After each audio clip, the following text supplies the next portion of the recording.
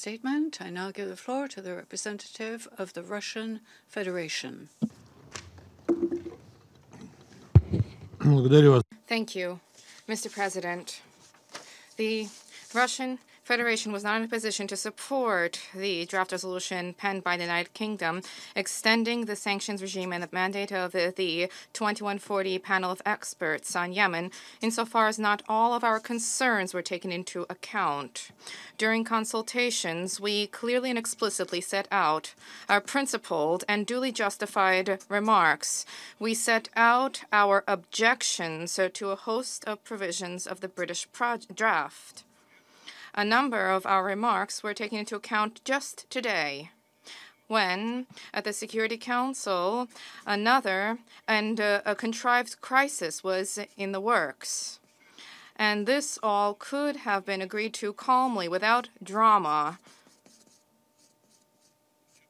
I would emphasize that also during discussions of the report of the panel of experts of the 2140 committee, there was no unity in sight. However, many contentious issues were incorporated into the initial draft resolution. Many delegations did not have an opportunity to participate in work on a balanced text on equal footing. Tell us, why do we need to have division sown at the Security Council at a time when the situation in Yemen requires our concerted, collective efforts to help facilitate a settlement that will help to bring the conflict to a political track, that will help to ensure comprehensive ceasefire, and that will help to deliver help to the Yemeni people? Well, it is fortunate that at least today this division was avoided.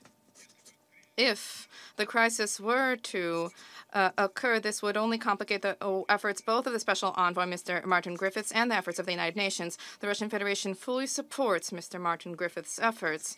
We once again emphasize the need for the consolidation of the international community to achieve overall stabilization in the region. There is a need to focus not on isolation, not on pressure, and not on seeking to pin blame on parties, but rather meaningfully seeking ways to resolve crises.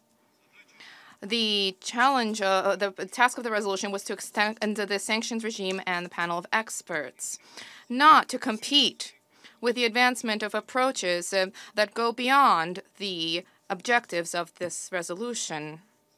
Unfortunately, today, what has transpired today yet again attests to the non-constructive working methods of the sponsors of the draft, initially, which should have been geared towards the adoption of a consensus-based document for all voices, not just ours, to have been heard.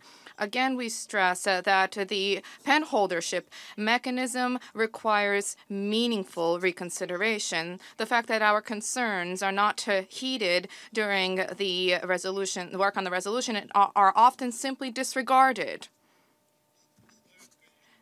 Ultimately puts not us in an uncomfortable position, but it puts the sponsors in an uncomfortable position. If you don't wish to hear us or listen to us during consultations, if you wish not to hear our positions, then this will impact on the voting on the resolution, as was the case today. We certainly do not wish to achieve everything just for ourselves.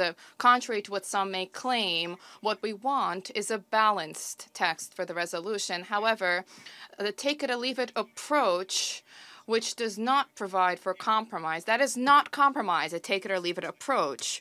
And we cannot agree to that kind of an approach. Thank you. I thank the representative of the Russian Federation